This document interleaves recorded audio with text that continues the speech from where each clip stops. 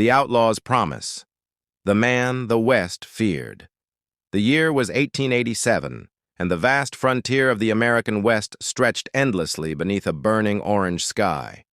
The land was harsh, beautiful, and unforgiving. Dust storms rolled across the plains without warning. Coyotes howled beneath the moonlight. Small towns clung to life between endless deserts, rocky canyons, and sprawling grasslands. Among the many legends whispered around campfires, none was more famous than the name Jake Mercer. To some, Jake Mercer was a criminal. To others, he was a hero. But to every sheriff, bounty hunter, and lawman from Texas to Montana, he was the most wanted outlaw in the West. Jake rode a black stallion named Midnight, a horse almost as famous as its owner. The animal was powerful, intelligent, and loyal. Together, they had escaped countless pursuits across deserts, mountains, and rivers. Jake was 35 years old, with dark hair, piercing gray eyes, and a scar running across his left cheek. The scar served as a reminder of the life he had chosen years ago. Few people knew the truth. Jake Mercer had not been born an outlaw. He had once been a farmer's son. Years earlier, his family had owned a small ranch near Red Valley. They lived peacefully until a wealthy railroad baron named Charles Whitmore decided he wanted their land. Whitmore's men arrived with threats. Jake's father refused to sell. Weeks later, the ranch burned to the ground. Jake's parents died in the fire. The local sheriff, secretly working for Whitmore, declared the incident an accident. Justice never came. At 19 years old, Jake swore revenge. He left Red Valley and disappeared into the wilderness.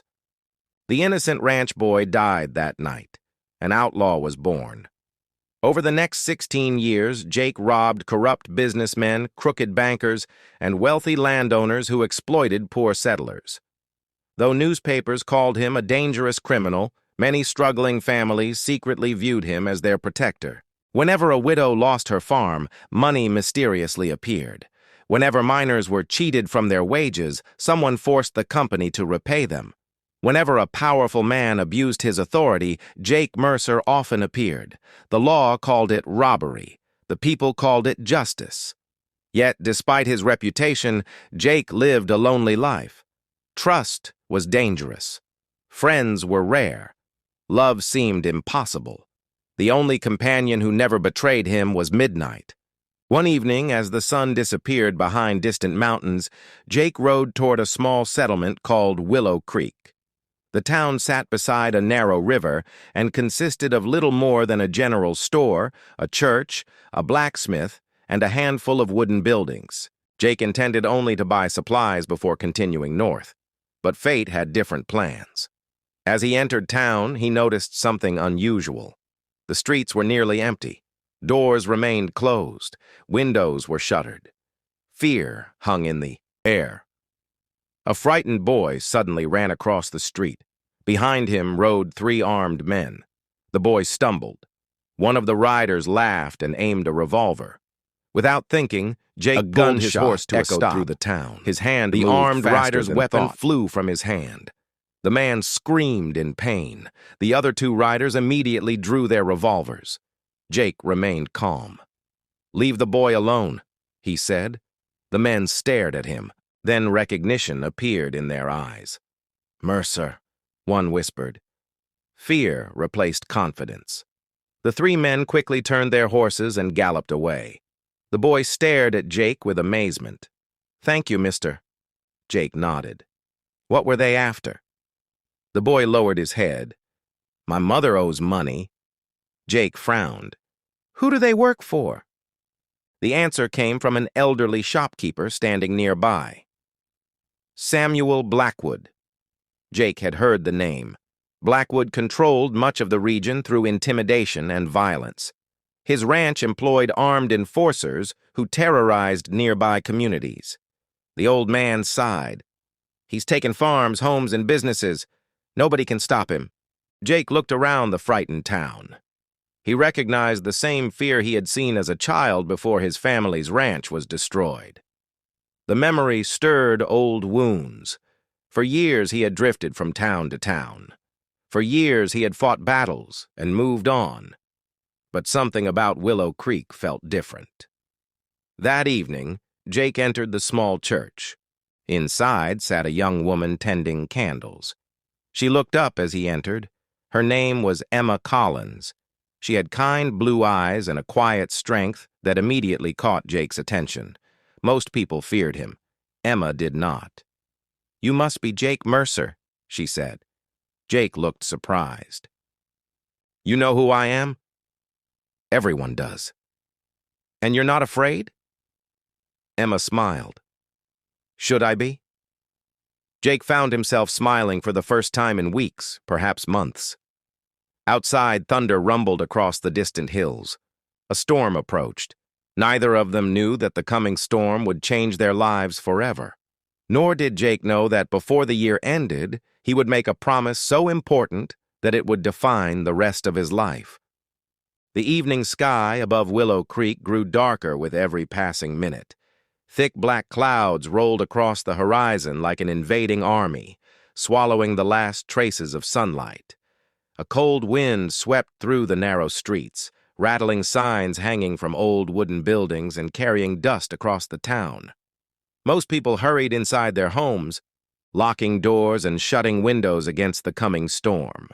The distant rumble of thunder echoed across the valley, but for many of the townspeople, the storm gathering in the sky was not nearly as frightening as the one already hanging over their lives.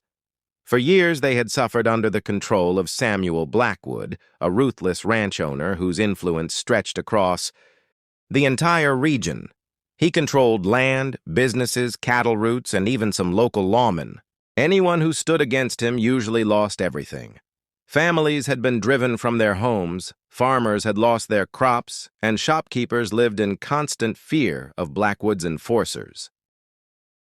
Hope had become a rare thing in Willow Creek.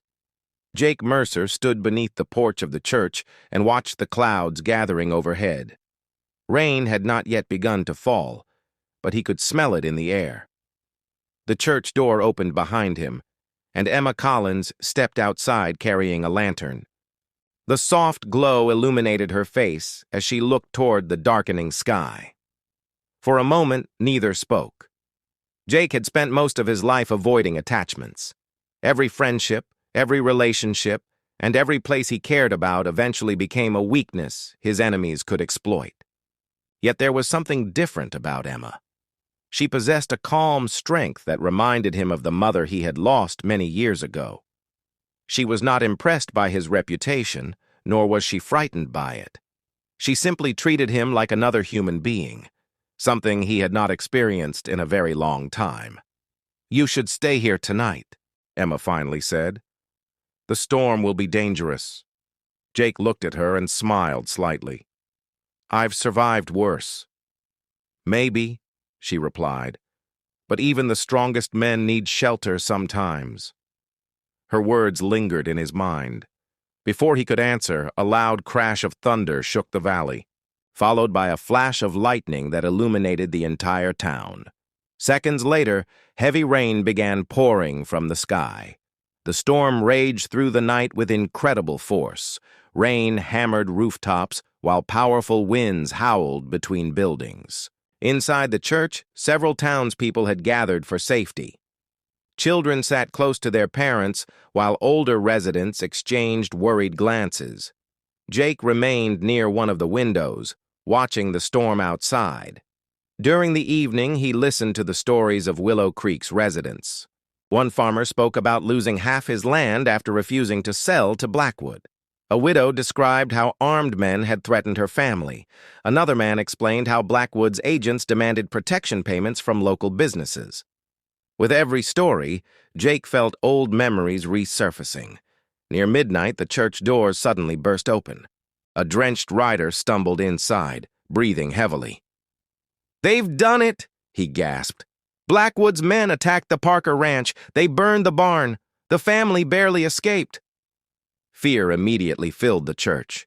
Jake slowly clenched his fists. Images from his childhood flooded his mind.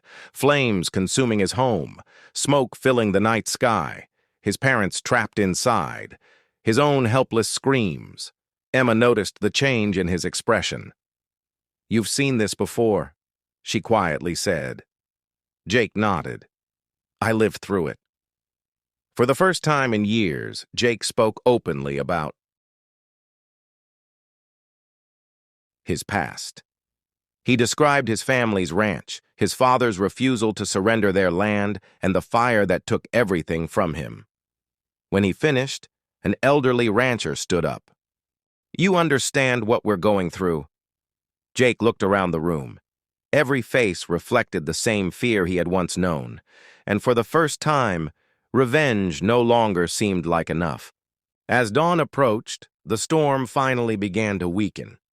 Jake stepped outside and took a deep breath of cool morning air. Emma approached quietly. "What will you do now?" she asked. Jake looked toward the distant hills where Samuel Blackwood's massive ranch was located. "I've spent 16 years running from my past. And now? Now I'm going to stop another man from doing to these families what was done to mine." For the first time in many years, Jake Mercer was no longer simply passing through a town. He was preparing for a fight that would determine the future of Willow Creek. Unknown to him, Samuel Blackwood had already learned that the famous Outlaw had arrived. At that very moment, miles away in a sprawling ranch house overlooking thousands of acres, Blackwood sat beside a large fireplace while one of his men delivered the news. A slow smile appeared on his face. "So, Jake Mercer is here?" Blackwood rose from his chair and walked toward the window. Most men feared the outlaw. Blackwood did not. Instead, he saw an opportunity. Before the week was over, either Jake Mercer would leave Willow Creek forever, or he would die there. The next morning brought an uneasy calm. Sunlight spread across the valley, glistening on rain-soaked rooftops and muddy streets. News of the attack on the Parker Ranch had spread quickly. Fear was visible in every face, yet something had changed. The presence of Jake Mercer had stirred emotions many had almost forgotten. Hope. Jake spent the morning helping families repair storm damage. Together with local ranchers, he repaired broken fences, cleared fallen branches, and strengthened damaged roofs. The townspeople watched with growing surprise. The infamous outlaw they had heard about in newspapers was nothing like they expected. He worked beside them without asking for anything in return. Later that afternoon, 6 mounted riders entered town. Their leader was Victor Kane, Samuel Blackwood's most trusted enforcer. The street fell silent. Kane guided his horse toward Jake. "So, the famous Jake Mercer has decided to visit Willow Creek." Jake remained seated. "I was just passing through." Kane smiled. "Samuel Blackwood sends his regards. He says this town belongs to him." Jake looked up calmly. "Does he now?" "He also says outsiders who interfere in his business tend to disappear." The threat hung heavily in the air. Many people expected Jake to reach for his gun. Instead, he simply stood. The two men stared at one another. Finally, Jake spoke. "Tell Blackwood that people aren't property." Kane's smile disappeared.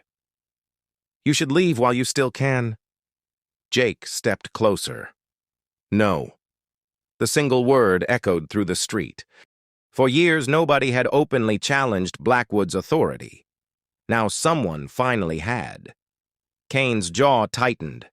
Without another word, he turned his horse around and signaled his men to leave. Everyone knew what would happen next. Blackwood would not tolerate defiance. That evening, Jake stood alone outside town, overlooking the valley as the setting sun painted the landscape in shades of gold and crimson. Emma approached quietly. "You made enemies today." Jake laughed softly. "I've had enemies most of my life." "These are different." Jake knew she was right. Most of his previous conflicts involved robberies, pursuits, or temporary battles. This situation felt larger. Before he could answer, a gunshot suddenly echoed through the valley. Then another. Smoke rose from the edge of town. Someone screamed. Jake sprinted toward midnight and leaped into the saddle. Within seconds, he was racing down the road. The town was in chaos when he arrived. Several buildings near the outskirts were burning. Panicked residents rushed to form bucket lines while others tried to rescue trapped livestock. Witnesses reported seeing masked riders fleeing into the darkness. Blackwood's warning had arrived sooner than expected. Jake immediately joined the rescue effort. For nearly 2 hours, townspeople fought desperately against the fire. By midnight, the blaze was finally contained. Several buildings had been damaged. One family had lost their home. Miraculously, no lives had been lost. But the message was clear. Blackwood was escalating the conflict. As the crowd dispersed, Jake stood staring at the smoldering remains of the burned structures. Memories of his childhood tragedy flooded back once again. The smell of smoke, the glow of flames, the helplessness. Yet this time something was different.